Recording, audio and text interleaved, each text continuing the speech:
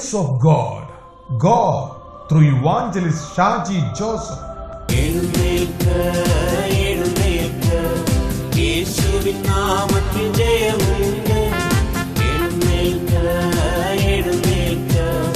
യേശുവിൻ നാമത്തിൽ ജയമുണ്ട്.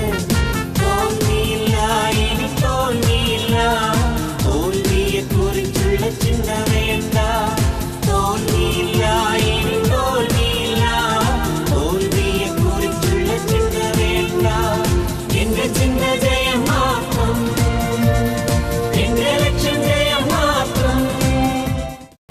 Welcome to the teaching ministry of evangelist Shaji Joseph. ജീവിതത്തിൽ വലിയ മാറ്റങ്ങൾ വരുത്തുന്ന ഈ ദൈവജന സന്ദേശം കേൾക്കുവാനായി വിശുദ്ധ വേദപുസ്തകവും നോട്ട് ബുക്കും എടുത്തുകൊണ്ട് ഇപ്പോൾ വരിക.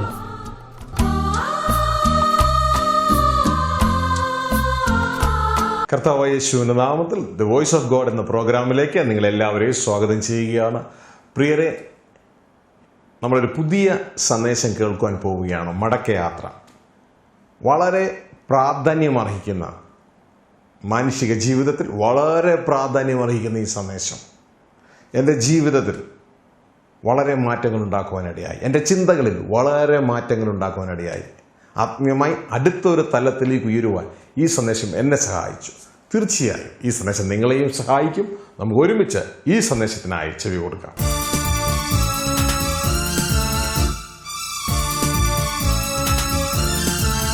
ലോകത്തിന്റെ തത്വങ്ങളും നിന്റെ സിസ്റ്റങ്ങളിട്ട് കളിക്കാനുള്ള സമയമല്ല ഇത്. ഒരല്പസമയമേ ദൈവം നമുക്ക് തന്നിട്ടുള്ളൂ. ഇത് നിന്റെ പപ്പ തന്നതല്ല, ലോകത്തിലെ നിന്റെ മമ്മ തന്നതല്ല, നിന്റെ പാസ്റ്റർ തന്നതല്ല, ഇവിടുത്തെ ഗവൺമെന്റ് തന്നതല്ല. സർവശക്തനായ ദൈവം തന്ന സമയമായത്. ഈ സമയം തന്ന ദൈവം പറയാ, സമയം നീ തക്കത്തിൽ ഉപയോഗിച്ചു. എന്നിട്ട് എന്ത് ചെയ്യണോ? നിനക്കൊരു ഒറ്റ കാര്യം ഇവിടുന്ന് നേടിക്കൊണ്ട് പോകാൻ പറ്റത്തുള്ളൂ. അത് നിന്റെ ജീവൻ മാത്രമാ. വേറെ ഒന്നും നിനക്ക് ഇവിടുന്ന് കൊണ്ടുപോകാൻ പറ്റത്തില്ല. വേറെ എന്ത് നീ നേടിയാലോ സെമിത്തേരി എന്ന ഗേറ്റിന്റെ അവിടെ വെച്ച് പറയും, സ്റ്റോപ്പ്.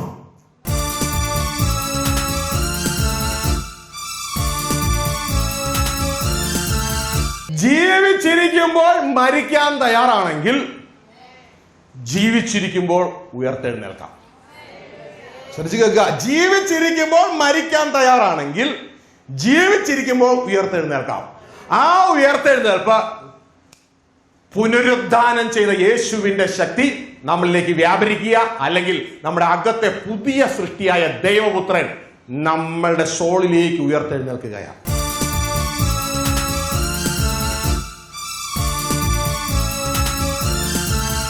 യേശുവാകുന്ന വഴിയിൽ കയറിയാൽ ഉടനെ സത്യം വെളിപ്പെട്ടു വരും. യേശുവാണ് സത്യം. യേശുവാണ് സത്യം വെളിപ്പെട്ടു വരും. വഴി കയറിയാലേ വെളിപ്പെടുത്തുള്ളൂ. ആമേൻ, ഹല്ലേലൂയ. തുടർന്ന് ആ സത്യത്തിലൂടെ പോയാൽ യേശുവാകുന്ന ജീവൻ പ്രാപിക്കാം.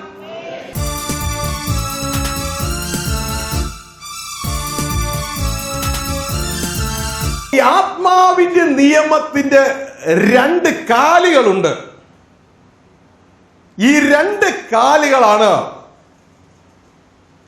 ന്യായപ്രമാണം മോശ മുഖാന്തരം വന്നുവെങ്കിൽ കൃപയും സത്യവും യേശു ക്രിസ്തുവിനാൽ ഇവിടെ എത്തി. ആത്മാവിന്റെ നിയമത്തിന്റെ രണ്ട് കാലുകളാ കൃപയും സത്യവും. ആമേൻ. ശ്രദ്ധിച്ച് കേൾക്കുക. കൃപയും സത്യവും. ഇത് കുഞ്ഞുങ്ങളെ, നിങ്ങൾ ദൈവത്തിൽ നിന്ന് വെളിപ്പാട് സ്വീകരിച്ച് ഇത് വ്യക്തിപരമായി ഏറ്റെടുക്കുക. അവരും ഇവരും പറഞ്ഞത് കേട്ട് നിങ്ങൾ ഏറ്റെടുത്താൽ നിങ്ങളുടെ ജീവിതത്തിൽ അത് വലിയൊരു പരാജയമായി തീരും. ശ്രദ്ധിച്ച് കേൾക്കുക. കർത്താവിനെ സ്തോത്രം ചെയ്ത്. കൃപയും സത്യവും ആത്മാവിന്റെ നിയമത്തിന്റെ രണ്ട് കാലുകളാണ്. ആമേൻ. കൃപ മനുഷ്യരാൽ അസാധ്യമായത് ദൈവം അവർക്ക് സാധ്യമാക്കി കൊടുക്കുന്നു. രണ്ടിന് ഉദ്ദേശമുണ്ട്. എന്നാൽ സത്യം ചെയ്യുന്നത് അതല്ല. സത്യം നിങ്ങളുടെ അകത്തെ പാപ സ്വഭാവത്തെ എടുത്ത് കളയുന്നു. സത്യം നിങ്ങളെ സ്വതന്ത്രമാക്കുന്നു. കൃപ നിങ്ങളുടെ ബലഹീനതയിൽ ശക്തി പ്രാപിപ്പിക്കുവാൻ സഹായിക്കുന്നു. കൃപ നാം സ്വീകരിച്ച് ഉപയോഗിക്കേണ്ടതാ. സത്യത്തെ സ്നേഹിച്ച് നാം സ്വീകരിച്ച് സ്വതന്ത്രമാകേണ്ടതാണ്. അല്ല, ഇന്ന് കൃപ മാത്രമാണോ നിങ്ങൾക്ക് വെളിപ്പെട്ടത്? നിങ്ങൾ ആരാണെന്നറിയാമോ? ഞങ്ങൾ കൊച്ചുകുട്ടികൾ ഈ ചെറുപ്പത്തിൽ തൊങ്കിക്കളിക്കുമായിരുന്നു. 2 കാലുള്ള ഞങ്ങൾ 2 കാലിൽ പോകാതെ ഒറ്റക്കാലിൽ പോകുന്നൊരു പരിപാടിയുണ്ട്. തൊങ്കിക്കളി കണ്ടിട്ടുണ്ടോ നിങ്ങൾ? എങ്ങനെ പോകാൻ പറ്റും? വളരെ പ്രയാസത്തോടെ പോകാം. പക്ഷേ സത്യവും കൂടി ഉണ്ടെങ്കിലോ വളരെ മനോഹരമായി നിങ്ങൾക്ക് പോകാൻ പറ്റും. Glory, hallelujah. യേശു പോയതുപോലെ. ഗ്ലോറി. യേശു കൊണ്ടുവന്നത് കൃപ മാത്രമല്ല, യേശു കൊണ്ടുവന്നത് സത്യവും കൂടെയാണ്. ആമേൻ. കൃപയും സത്യവും യേശു ക്രിസ്തു മുഖാന്തരം വന്നു. കൃപ നമുക്കുണ്ട് എങ്കിൽ അത് ബലഹീനതയിൽ തികഞ്ഞു വരുന്നതാണ്. കൃപയുടെ സ്വിച്ചാണ് നമ്മുടെ ബലഹീനത, നമ്മുടെ താഴ്മ, നമ്മൾ സമ്മതിക്കുന്നത്. താഴ്മയുള്ളവർക്ക് അവൻ അധികം കൃപ കൊടുക്കുന്നു. Glory to God, hallelujah. എന്നാൽ നിഗളികളോട് ദൈവം എതിർത്ത് നിൽക്കുന്നു. എന്നാൽ സത്യം നമ്മൾ സ്നേഹിച്ച് സ്വീകരിക്കുമ്പോൾ, ആ സെപ്റ്റിക് ടാങ്കിൽ എന്തുകൊണ്ടാണ് നാം ബലഹീനരായത്? നമ്മുടെ അകത്ത് ഈ ജഡമോഹങ്ങൾ കറ പിടിച്ച മനുഷ്യൻ ഉള്ളത് കൊണ്ട് ബലഹീനനായി തീർന്നത്. ആമേൻ, ഹല്ലേലൂയ. ഇതാണ് പൗലോസ് പറയുന്നത്, അയ്യോ ഞാൻ അരിഷ്ട മനുഷ്യൻ, നന്മ ചെയ്യാൻ ആഗ്രഹിക്കുന്നത് ഞാനാണ്, പക്ഷെ ഞാൻ ആഗ്രഹിക്കുന്ന നന്മയല്ല, ആഗ്രഹിക്കാനുള്ള തിന്മ ഞാൻ ചെയ്തു പോകുന്നു. അയ്യോ, ബലഹീനത. ഇവിടെയാണ് കൃപ ഓപ്പറേറ്റ് ചെയ്യപ്പെടുന്നത്. പക്ഷെ എന്നും ബലഹീനത പറഞ്ഞുകൊണ്ടിരിക്കാനല്ല ദൈവം ആഗ്രഹിക്കുന്നേ. ഗ്ലോറി. ഇതാ അപ്പുറത്ത് നിനക്കൊരു കാലുണ്ട് എന്നു, അയ്യോ പോകാൻ വയ്യേ, പോകാൻ വയ്യേ, പോകാൻ വയ്യേ, ഞാൻ വീണു പോകുന്നേ എന്ന് പറഞ്ഞിരിക്കാനല്ല. മോനെ, അടുത്ത കാലോട് ഓപ്പറേറ്റ് ചെയ്യേ, അടുത്ത കാലോട് ഓപ്പറേറ്റ് ചെയ്യേ. നീ സത്യം അങ്ങ് അറിയേ. ഈ സത്യം നിന്നെ സ്വതന്ത്രമാക്കും. ആ സെപ്റ്റിക് ടാങ്കിലുള്ള സകല അഴുക്ക് ഇത് എടുത്ത് കളയും. മനസ്സിലാവുന്നുണ്ടോ നിങ്ങൾക്ക്? Glory, hallelujah. അപ്പൊ ഈ 2 നിയമങ്ങൾ, അതായത് കൃപയും സത്യവും ആത്മാവിന്റെ നിയമത്തിന്റെ കീഴിലാണ്. റോമാലേഖനം 7-ാം അധ്യായത്തിലേക്ക് നാം കടന്നു വന്നാൽ, റോമൻസ് ചാപ്റ്റർ 7 അതിന്റെ 14 മുതൽ ശബ്ദമുയർത്തി വായിച്ചാൽ, ന്യായപ്രമാണം ആത്മീകമെന്ന് നാം അറിയുന്നുവല്ലോ. ഞാനോ ജഡമയൻ, പാപത്തിന് ദാസനായി വിൽക്കപ്പെട്ടവൻ തന്നെ. ഞാൻ പ്രവർത്തിക്കുന്നത് ഞാൻ അറിയുന്നില്ല. ഞാൻ ഇച്ഛിക്കുന്നതിനെ അല്ല, പകയ്ക്കുന്നതിനെ അത്രേ ചെയ്യുന്നത്. ഞാൻ ഇച്ഛിക്കാത്തതിനെ ചെയ്യുന്നുവെങ്കിലോ ന്യായപ്രമാണം നല്ലത് എന്ന് ഞാൻ സമ്മതിക്കുന്നു. ആകയാൽ അതിനെ പ്രവർത്തിക്കുന്ന ഞാനല്ല, എന്നിൽ വസിക്കുന്ന പാപം അത്രേ. ശ്രദ്ധിച്ചേ. ഇവിടെ പൗലോസ് അപ്പോസ്തലൻ പറയുന്നത് കേട്ടോ, ഞാൻ ആഗ്രഹിക്കുന്ന നന്മയല്ല, ആഗ്രഹിക്കുന്ന തിന്മയാണ് ഞാൻ ചെയ്തു പോകുന്നത്. അതായത് സഹോദരങ്ങളെ, നമ്മൾ വലിയ കാര്യങ്ങളൊക്കെ പറയുമ്പോൾ നമ്മൾ മനസ്സിലാക്കണം, നമ്മളെ ഡ്രൈവ് ചെയ്യുന്നത് നമ്മളല്ല. നമ്മളെ ഡ്രൈവ് ചെയ്യുന്നത് നമ്മളല്ല. ആമേൻ. അതുകൊണ്ട് ഏറ്റവും സേഫ് ആയിട്ടുള്ള പദ്ധതി കർത്താവ് പറഞ്ഞു തന്നു, നീ നിന്റെ സ്വയത്തെ അങ്ങ് ഉപേക്ഷിച്ചേരും. ഏറ്റവും സേഫ് ആയിട്ടുള്ള പദ്ധതി കർത്താവ് പറഞ്ഞു തന്നു. പക്ഷെ നമുക്കത് മനസ്സിലായില്ല. ഇദ്ദേഹം പറയുകയാണ്, ഞാൻ നന്മ ചെയ്യാനാണ് ആഗ്രഹിക്കുന്നത്. നിങ്ങൾ പറയുക, നിങ്ങളുടെ കാറ്, ഇപ്പോ നിങ്ങളാണ് നിങ്ങളുടെ കാർ ഉപയോഗിക്കണമെങ്കിൽ നിങ്ങൾക്ക് തിരുവനന്തപുരത്തേക്ക് പോകണം. അവിടെ നിങ്ങൾ കയറിയിരുന്ന് തിരുവനന്തപുരത്തേക്ക് അതിന്റെ സ്റ്റിയറിംഗ് തിരിച്ച് ആക്സിലറേറ്റർ കൊടുത്ത് പോകും. നിങ്ങൾ തിരുവനന്തപുരത്ത് എത്തുകയും ചെയ്യും. പക്ഷേ ഇവിടെ പൗലോസ് അപ്പോസ്തലൻ പറയുകയാണ്, എന്റെ വണ്ടി ഉപയോഗിക്കുന്നത് ഞാനല്ലെന്ന് എനിക്ക് മനസ്സിലായി. ഞാനാകുന്ന മനുഷ്യരെ ഉപയോഗിക്കുന്നത് ഞാനല്ല. കാരണം ഞാൻ തിരുവനന്തപുരത്തേക്കാണ് പോകാൻ ആഗ്രഹിക്കുന്നതെങ്കിൽ, അതായത് ഞാൻ നന്മ ചെയ്യാനാണ് ആഗ്രഹിക്കുന്നതെങ്കിൽ, ഞാൻ എന്റെ വണ്ടി കയറിയിരുന്നാൽ വണ്ടിയോട് പറയുന്നു നന്മ ചെയ്യേ, പക്ഷെ വണ്ടി നേരെ പോകുന്നത് കോഴിക്കോടേക്കാണ്. പിടുത്തം കിട്ടിയോ? ആഗ്രഹിക്കുന്നത് തിരുവനന്തപുരത്ത് പോകാനാണ്, പക്ഷെ വണ്ടി പോകുന്ന കോഴിക്കോടേക്കാണ്. എങ്ങനെയെങ്കിലും വണ്ടി ഓടിക്കണം നിങ്ങളാണോ വേറെ ആരെങ്കിലും ആണോ? ആരാ വണ്ടി ഓടിക്കണേ? വേറെ ആളാ വണ്ടി ഓടിക്കണേ. അവനവനോട് തന്നെ പറ, എന്റെ വണ്ടി ഓടിക്കണ ഞാനല്ല, വേറെ ആളാ. എന്നാലെങ്കിലും സുബോധം വരട്ടെ. ഹല്ലേലൂയ. വണ്ടി ഓടിക്കുന്ന വേറെ ആളാ. ഇതാ അദ്ദേഹം പറഞ്ഞ, അയ്യോ എനിക്ക് എന്നെ പോലെ നിയന്ത്രിക്കാൻ പറ്റണില്ലയോ. മനസ്സിലായോ? ഹല്ലേലൂയ. ഞാൻ പാപത്തിന്, മരണത്തിന് ദാസനായി വിൽക്കപ്പെട്ടവൻ. എവിടെ വെച്ചാ വിറ്റേ? 32:17. മറക്കരുത്. ശിക്ഷാവിധി മനുഷ്യവർഗത്തിന്റെ ഏറ്റവും വലിയ ട്രാജഡി. വിൽക്കപ്പെട്ടവനാ, മരണദൂതനെ പറയാ, പിടിക്കപ്പെട്ടവൻ. തുടർന്ന് അദ്ദേഹം പറയുകയാണ്, ഈ പാപത്താൽ ഞാൻ മരണത്തിന് ദാസനായി വിൽക്കപ്പെട്ടു. ഈ വിൽക്കപ്പെട്ട അവസ്ഥയിൽ താൻ മുന്നോട്ടേക്ക് പോകുമ്പോ യേശുക്രിസ്തുവിൽ നമുക്കുള്ള വാഗ്ദത്തം, ആദ്യത്തെ വാഗ്ദത്തം എന്താ നിങ്ങൾക്കറിയാമോ? യേശുക്രിസ്തു നമുക്കുള്ള ആദ്യ വാഗ്ദത്തം പുതിയ നിയമത്തിലെ വായിച്ചേ, മത്തായി 1:21.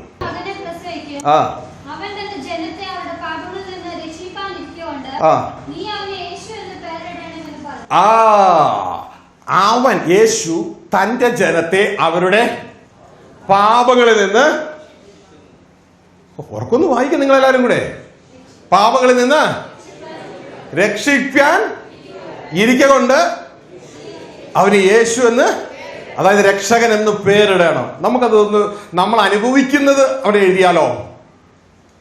അവൻ തന്റെ ജനത്തെ തിന്റെ പാപങ്ങൾ ക്ഷമിക്കാനിരിക്കൊണ്ട് അവന് ക്ഷമിക്കുന്നവൻ എന്ന് പേരിടണം. ആക്കിയാലോ? അതോ ബൈബിൾ പറഞ്ഞ പോലെ തന്നെ വിശ്വസിക്കണോ? നമ്മൾ അനുഭവിക്കുന്നത് വിശ്വസിക്കണോ അതോ ബൈബിൾ പറയുന്നത് വിശ്വസിക്കണോ?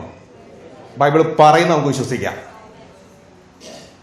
ഇന്ന് സഭയിലെ ജനങ്ങൾക്ക് യേശു പാപങ്ങളെ ക്ഷമിക്കുന്നവൻ മാത്രമായി തീർന്നിരിക്കുന്ന ഒരവസ്ഥയാണ്. എന്നാൽ തിരുവചനം പറയുന്നു യേശു പാപങ്ങളെ ക്ഷമിക്കുക മാത്രമല്ല, പാപങ്ങളിൽ നിന്ന് രക്ഷിക്കുന്നവനാണ്. അതുകൊണ്ടാ രക്ഷകൻ എന്ന് പേരിട്ടെ. ആമേൻ, ഹല്ലേലൂയ.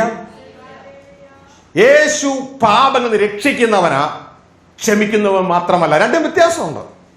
ഇപ്പൊ ഞാൻ എൻ്റെ മകനോട് പറയുകയാണ്, മകനെ ഞാൻ വെളിയിൽ പോവാ, രാവിലെ വെളിയിലേക്ക് പോകുമ്പോൾ അവനോട് പറയാം, മോനെ SSLC പഠിക്കുക, നീ വളരെ ശ്രദ്ധയോടെ പഠിച്ചോളണം.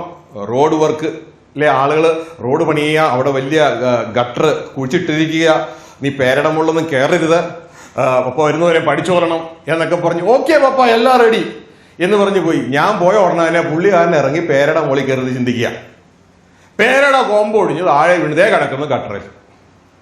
അവിടെ കൈയൊടിഞ്ഞ് കാലൊടിഞ്ഞു അനങ്ങാൻ വയ്യ, അതിനകത്ത് കിടക്കുക. വൈകിട്ട് ഞാൻ വരുമ്പോൾ ഒരു കരച്ചിൽ കേൾക്കുന്നുണ്ട്, പപ്പാ പപ്പാ പപ്പാ. എവിടെ എൻ്റെ കുഞ്ഞിനെ കാണാനില്ല, എവിടുന്നോ ഒരു ഞരക്കം. ഞാൻ അന്വേഷിച്ച് ചെന്നപ്പോൾ ദേ കിടക്കുന്നു കുഴിയുടെ ഉള്ളിൽ ആള്. എനിക്ക് അങ്ങ് സങ്കടവും ദേഷ്യവും ഒക്കെ കൂടി വരുന്നുണ്ട്. ഈ സമയത്ത് ഞാൻ ചോദിച്ചു, നീ എന്തുകൊണ്ടാ ഞാൻ പറഞ്ഞത് അനുസരിക്കാഞ്ഞേ? ഫാദേഴ്സ് ബിസിനസ് എന്ന് പറയുന്ന അനുഗ്രഹീതമായ പുതിയൊരു പുസ്തകം, പുതിയൊരു സന്ദേശം. ഇതിന്റെ പ്രൂഫ് വായിച്ച ദൈവദാസന്മാർ ചിലർ അഭിപ്രായപ്പെട്ടത് ഇത് നന്മയിലേക്കുള്ള ഒരു ആത്മീയ വിപ്ലവമായി തീരും ഈ പുസ്തകത്തിലെ സന്ദേശം എന്നാണ്. ഇത് നിങ്ങളുടെ ആത്മീയ ജീവിതത്തിന് ഒരു വഴിത്തിരിവായിരിക്കും. തീർച്ചയായും ഈ പുസ്തകത്തിലെ വചനങ്ങൾ നിങ്ങൾക്ക് ഒരു ആത്മീയ ഉണർവും ഒരു ആത്മീയ സന്തോഷവും ഒരു നവചൈതന്യവും ഉണ്ടാക്കും.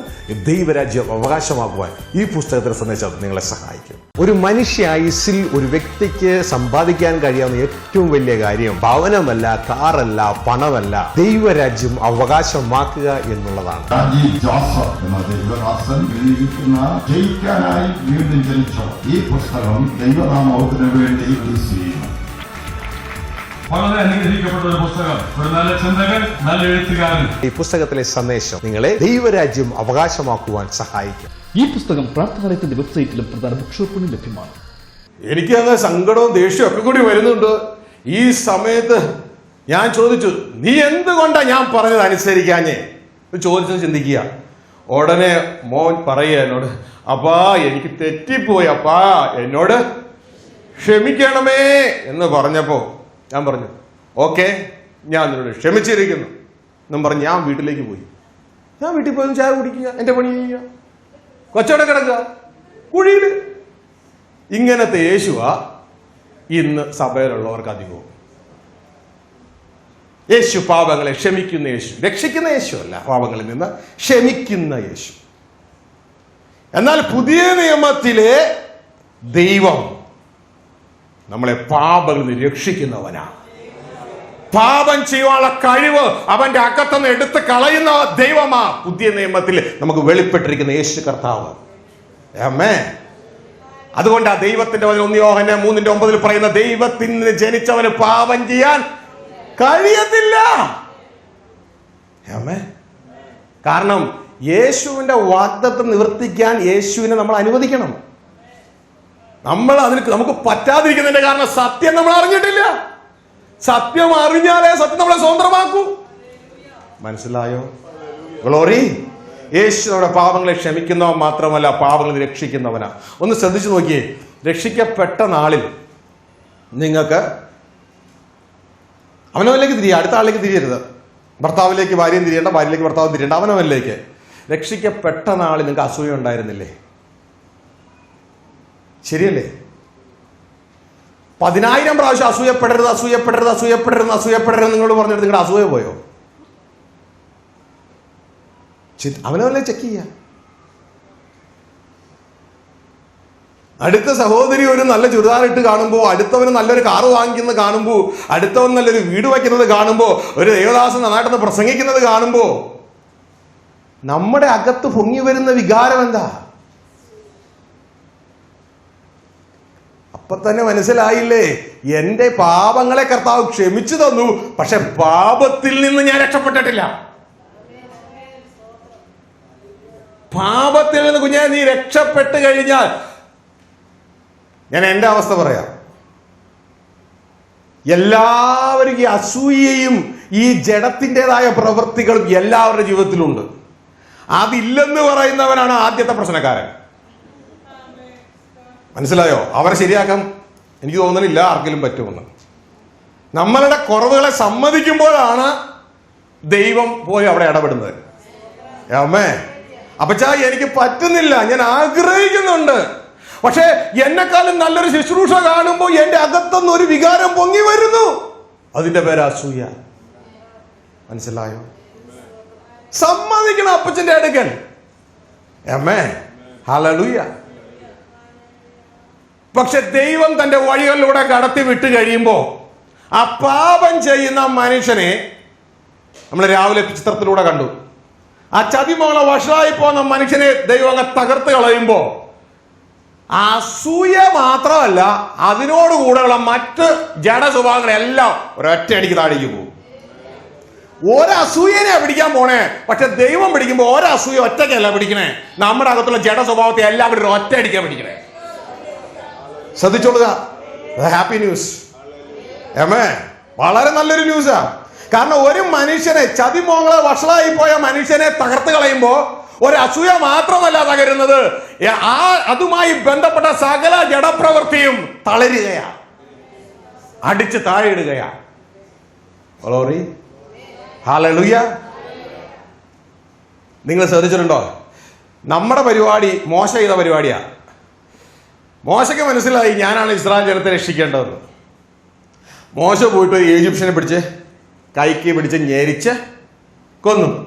നമ്മൾ ഇതുപോലെയാ, നമ്മളുടെ അകത്തുള്ള ജഡ സ്വഭാവത്തെ നമ്മളുടെ ശക്തി കൊണ്ട് കൊല്ലാൻ ശ്രമിക്കുക.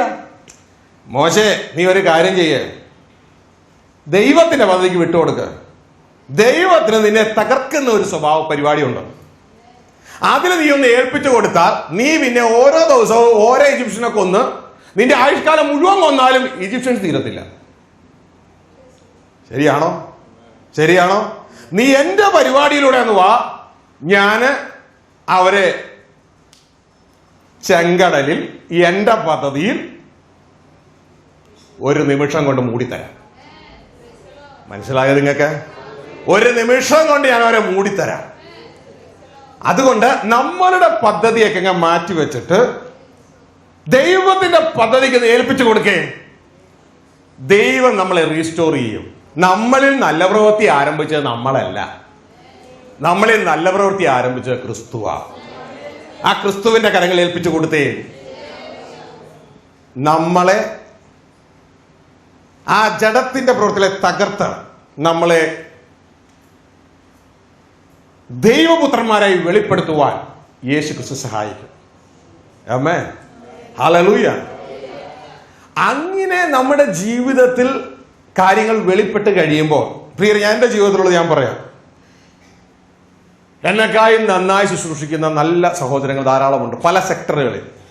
ദാസ്യത്തെ ശുശ്രൂഷയും ദാസന്റെ ശുശ്രൂഷ രണ്ട് തരമുണ്ട്. ദാസന്റെ ശുശ്രൂഷയുണ്ട്, പുത്രന്റെ ശുശ്രൂഷയുണ്ട്. ദാസന്റെ ശുശ്രൂഷ താൽക്കാലികമാണ്, പുത്രന്റെ ശുശ്രൂഷ എന്നേക്കുമാണ്. അതിലേക്ക് നമ്മൾ വരും. ഇപ്പൊ ഞാൻ ചെയ്യുന്ന ദാസത്തെ ശുശ്രൂഷയാണ്.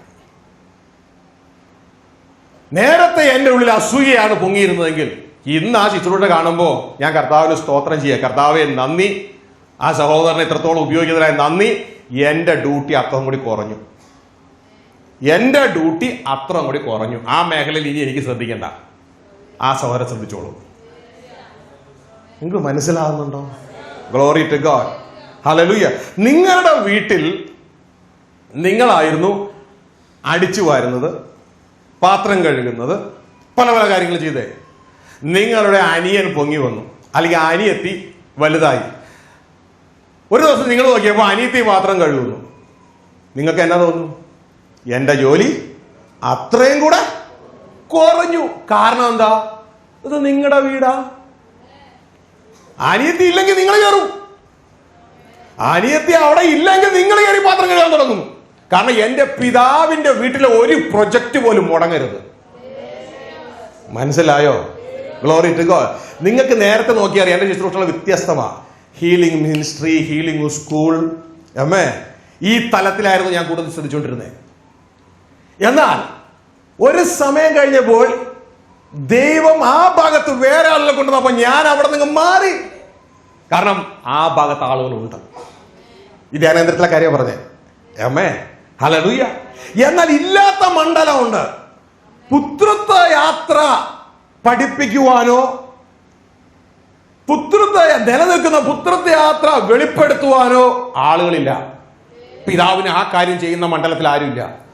വളരെ കുറവ് ദൈവദാസന്മാർ. ഉടനെ ദൈവം ആ മണ്ഡലത്തിന് വെളിപ്പാടുകൾ നൽകി എന്നെ ആ ഭാഗത്ത് ഉപയോഗിക്കുകയാണ്. പക്ഷെ ഇപ്പോഴും എൻ്റെ ആഗ്രഹം എന്ന് പറയുന്നത്, ഇത് എൻ്റെ ആഗ്രഹമാട്ടോ. അപ്പച്ച ഒരു ദിവസം പല പ്രാവശ്യം ഞാൻ ചോദിക്കും, ഞാൻ അങ്ങോട്ട് പോന്നോട്ടെ.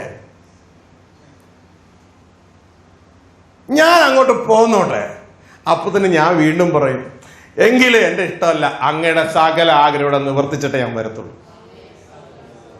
മനസ്സിലായോ? ഗ്ലോറി. യഥാർത്ഥ ഒരു ദൈവ പൈതലിന് ഈ ലോകത്ത് ജീവിക്കാൻ, ഒരു നിമിഷം പോലും ജീവിക്കാൻ ഒരാഗ്രഹം ഉണ്ടാകത്തില്ല. കാരണം ഇത് അവന്റെ വീടല്ല. അവന്റെ വീട്ടിൽ പോകാൻ ആഗ്രഹം. പൗലോസിനെ നോക്കിയാൽ അറിയാം. പൗലോസ് പറയാ, ശരീരം വിട്ട് കർത്താവോട് കൂടെ ആയിരിക്കണം ഞാൻ ആഗ്രഹിക്കുന്നത്. അത് ഉത്തമമെന്നല്ല, അത് അത്യുത്തമമല്ലോ. പിന്നെ ഞാൻ ഇവിടെ ആയിരിക്കുന്നതോ നിങ്ങൾക്ക് വേണ്ടി ദൈവത്തിന്റെ സ്വരമായി ആയിത്തീരുക. നിങ്ങൾക്ക് വേണ്ടി ഇവിടെ ആയിരിക്കുക. Glory, hallelujah. അപ്പോൾ പ്രിയ ദൈവത്തിന്റെ ജനമേ, നാം മനസ്സിലാക്കുക, ആത്മാവിന്റെ നിയമം നമ്മളെ വിടുവിക്കുവാനായിട്ട് ഇടയാകും, പാപത്തിനെ രക്ഷിക്കുവാനായിട്ട് ഇടയാകും. പൗലോസ് ഇത് പറഞ്ഞ് കരയുന്ന പൗലോസ് 7-ാം അധ്യായം നമ്മൾ വായിച്ചുകൊണ്ടിരിക്കുകയായിരുന്നല്ലോ. ഇത് പറഞ്ഞ് പൗലോസ് നിലവിളിക്കുകയാണ്. താഴേക്ക് വായിക്കുമ്പോൾ നമുക്ക് അവിടെ കാണാം. താഴേക്ക് വായിച്ചോളൂ സിസ്റ്റർ. എന്നിലേക്ക് വെച്ചാൽ എന്റെ ജഡത്തിൽ നന്മ വസിക്കുന്നില്ല എന്ന് ഞാൻ അറിയുന്നു. നന്മ ചെയ്യുവാനുള്ള താല്പര്യം എനിക്കുണ്ട്, പ്രവർത്തിക്കുന്നതോ ഇല്ല.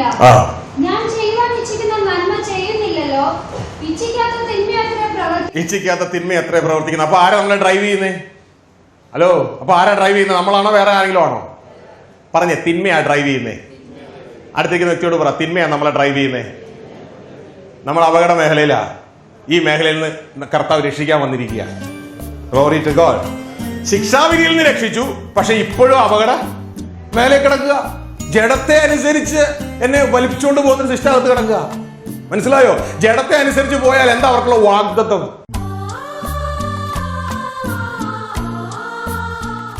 പ്രിയരെ, മടക്കയാത്ര എന്ന ഈ സന്ദേശം നിങ്ങൾ ശ്രദ്ധിച്ചല്ലോ. ഇതിൻ്റെ തുടർന്നുള്ള ഭാഗങ്ങൾ അടുത്ത ആഴ്ച മുതൽ ഇതേ ചാനലിൽ കടന്നു വരുവാനായിട്ട് ഇടയാകും. നിങ്ങൾ ആരും ഇത് മിസ് ചെയ്യരുത്. വളരെ പ്രധാനപ്പെട്ട ജീവിതത്തിൻ്റെ മറ്റൊരു ഉയർന്ന ആത്മീയ തലത്തിലേക്ക് കടത്തിവിടുന്ന ഈ വചനങ്ങൾ ഒരു എപ്പിസോഡ് പോലും മുടങ്ങാതെ നിങ്ങൾ പ്രത്യേകിച്ച് ഇത് വാച്ച് ചെയ്യുവാൻ, ജീവിതത്തിൽ അത് പ്രാവർത്തികത്തിൽ കൊണ്ടുവരുവാൻ പ്രത്യേകം ഓർപ്പിക്കുകയാണ്. പ്രിയരെ, നമുക്ക് ഒരുമിച്ച് ദൈവസന്നിധിയിൽ പ്രാർത്ഥിക്കാം. ഞങ്ങളുടെ സ്വകീയ പിതാവേ, അപ്പോൾ അങ്ങയുടെ വചനം ശ്രദ്ധിച്ചുകൊണ്ടിരിക്കുന്ന ഈ മക്കളുമായി ഞങ്ങളുടെ സന്നിധിയിലേക്ക് കടന്നു വരികയാണ്. ഈ വചനം ഈ കുഞ്ഞുങ്ങളുടെ ഓരോരുത്തരുടെ ഉള്ളിൽ വീണ് അങ്ങ് ആഗ്രഹിക്കുന്ന ഫലം കൊടുക്കുവാൻ ഈ മക്കളെ സഹായിക്കണം. ഇവരുടെ സകല ആത്മീക ഭൗതിക വിഷയങ്ങളുടെ പേരും അങ്ങയുടെ കരം നീട്ടുവാൻ ഇടയാകണം. ഇപ്പോൾ രോഗികളായിരിക്കുന്നവരുടെ മേൽ അങ്ങ് തൊടുവാനിടയാകണം. യേശുവിൻ്റെ സൗഖ്യം ഇപ്പോൾ ജനം പ്രാപിക്കുവാനിടയാകട്ടെ. പ്രിയ പിതാവെ, അങ്ങനെ ചെയ്തിരിക്കുന്ന കൃപയ്ക്കായി സ്തോത്രം ചെയ്യുന്നു. അങ്ങയുടെ സമാധാനം ഇവരുടെ മേൽ കൽപ്പിക്കുന്നു. ഇവരൊരു അനുഗ്രഹ വിഷയമായി തീരട്ടെ. പ്രിയരെ, ദൈവം നിങ്ങളെ അനുഗ്രഹിച്ചിരിക്കുന്നു. അടുത്ത ആഴ്ച ഈ സന്ദേശം ശ്രവിക്കാൻ മറക്കരുത്. God B with you. Praise God.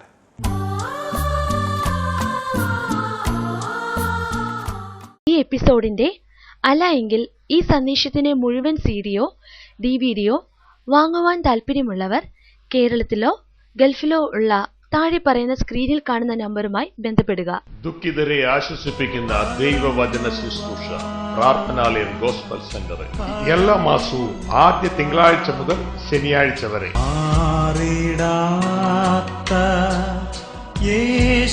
യേശുനാഥൻ മാറ്റും നിന്റെ വേദന, പാപത്താലും